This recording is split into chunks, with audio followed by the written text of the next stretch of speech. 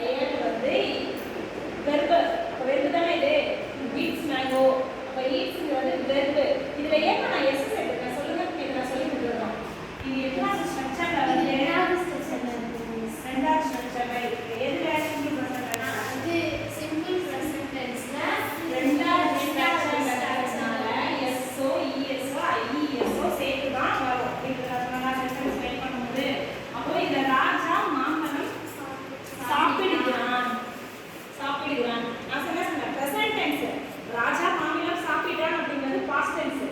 சாப்பிடுவான் future tense. இப்போ சாப்பிடுகிறான் அப்படிங்கும்போது இப்ப ராஜா என்னமா சொல்லுங்க.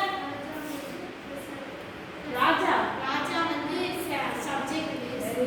அப்புறம் இது வந்து verb பேஸ். eats வந்து mango வந்து ஆப்ஜெக்ட் பேஸ். எதனால இந்த ஆப்ஜெக்ட்னு சொல்றோம் சொல்லுங்க. ஏன்னா அவங்க செய்யற ஃபேமிலி செய்யற சப்ஜெக்ட்ங்கிறது உங்களுக்கு புரிஞ்சிருச்சு. எந்த செயலோ அந்த எந்த செயலை குறிக்குதோ அதை நம்ம வெர்ப்னு சொல்றோம். அந்த வெர்ப் செய்யற செயல். அவன் சாப்பிடுகிறான். என்ன சாப்பிடுகிறான்? அந்த செயலை